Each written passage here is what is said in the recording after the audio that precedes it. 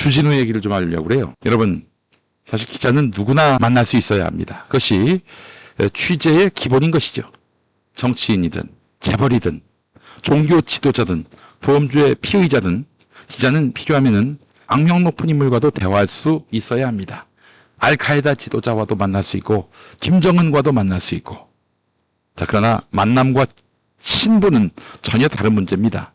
기자의 신뢰는 거리를 유지한 상태에서 비롯됩니다. 취재원과 너무 가까이 지내는 순간 기자는 더 이상 감시자가 아니라 관계의 포로가 된다는 것입니다. 여러분도 그런 생각이 안 드십니까? 친목질 싫어하시죠?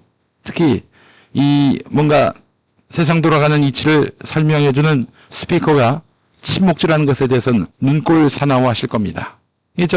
김어준 총수가 욕먹는 게 바로 그 부분 아니겠어요? 왜 친분질을 하느냐, 친목질을 하느냐, 이런 얘기 많이 듣고 있잖아요. 그죠? 최근 몇 년 동안 주진우 기자와 전광훈 씨의 관계 변화를 두고 논란이 이어지고 있습니다.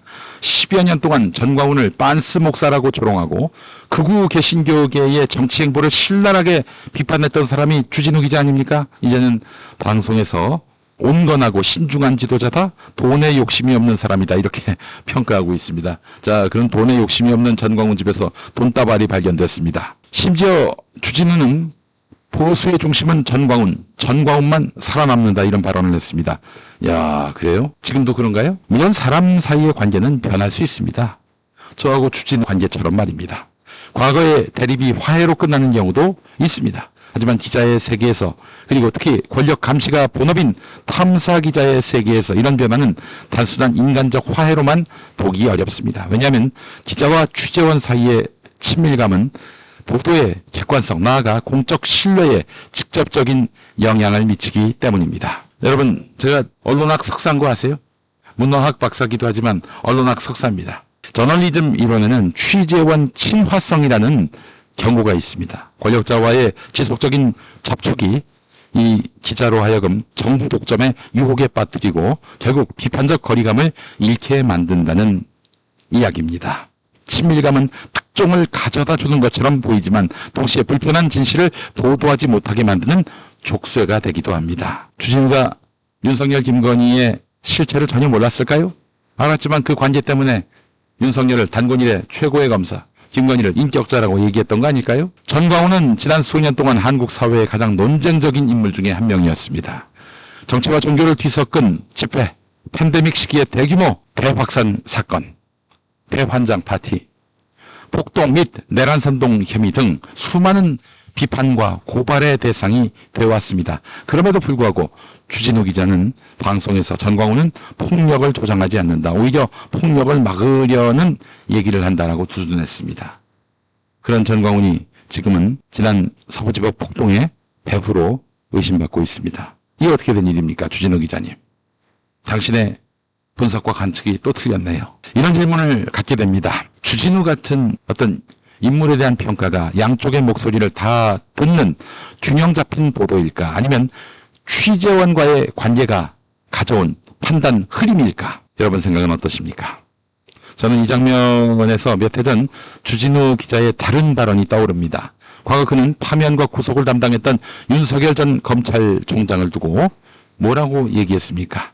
모든 검사들이 다 신뢰한다, 이렇게 평가를 했습니다. 그러면은 뭐예요?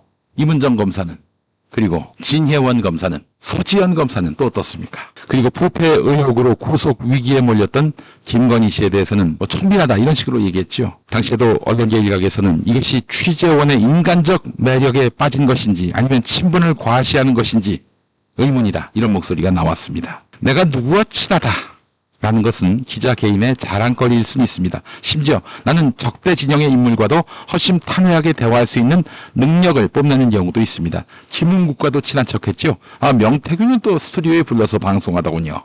하지만 이런 태도는 위험합니다. 그것이 진정한 소통 능력이 아니라 공적 역할을 사적 관계에 종속시키는 빌미가 될 수 있기 때문입니다. 명태균이 나와서 자기에게 해로울 만한 발언을 한 게 있습니까? 명태균이 이 사태에 온전한 피해자입니까?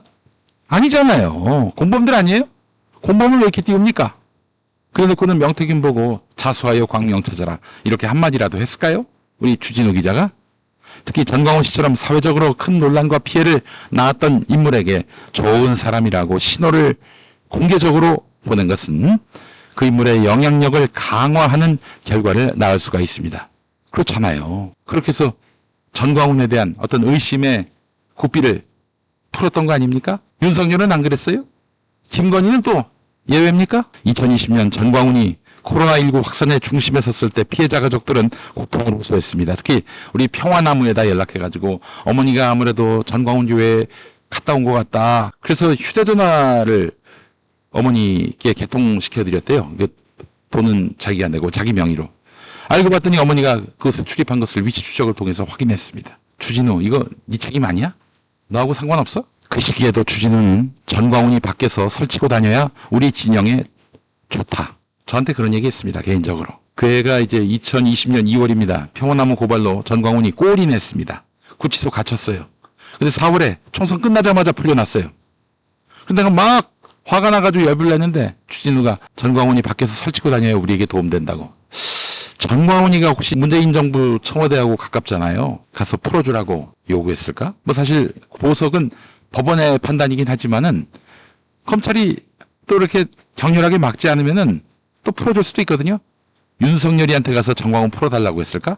그렇다면 이거는 좀 이야기가 많이 다르죠. 친분 관계를 넘어서서 이거는 범죄 행위를 한 것이죠. 뭐 그 정도까지는 아니리라 저는 기대합니다. 윤석열한테 찾아가가지고 전광훈 풀어달라, 보석할 수 있게 해달라 이렇게 요청한 게 맞다면 넌 새끼야, 개새끼야.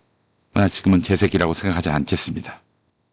결과적으로 전광훈이 풀려나서 방역 실패와 사회적 갈등 심화에 힘을 실어준 꼴이 됐습니다. 언론인의 사명은 권력과 거리를 유지하는 것입니다. 권력에는 정치 권력만 있는 것이 아닙니다. 종교 지도자, 재벌, 사회운동가, 심지어 유명 언론인도 일정한 영향력을 가진 인플루언서, 권력자입니다. 기자가 그들과 친분을 쌓을 자유는 있지만 그 친분이 보도의 독립성과 충돌하는 순간 기자는 선택해야 합니다. 그리고 그 선택은 언제나 공익적이어야 합니다. 자신의 사리사욕과 무관해야 합니다. 언론학에서는 이를 비판적 거리 유지, critical distance라고 부릅니다. 기자가 취재원의 인간적인 면모에 동정하더라도 그가 사회에 미치는 영향과 권력을 냉정하게 분석하고 불편한 진실을 가감없이 보도하는 태도를 말합니다.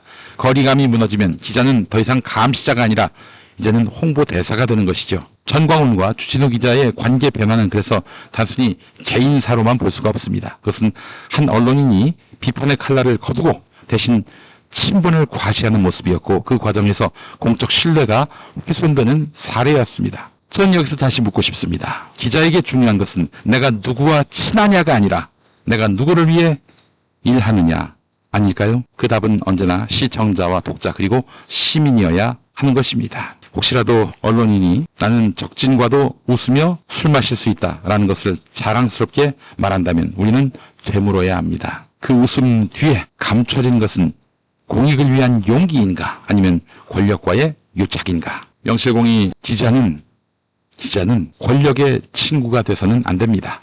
기자의 진짜 친구는 불편한 진실을 알고 싶어 하는 시민입니다. 그 권리를 잃는 순간 기자는 기자가 아니라 권력의 동반자가 됩니다. 그리고 그것은 우리 모두에게 불행한 일이 아닐 수가 없습니다. 여러분 생각도 같으신지요? 예.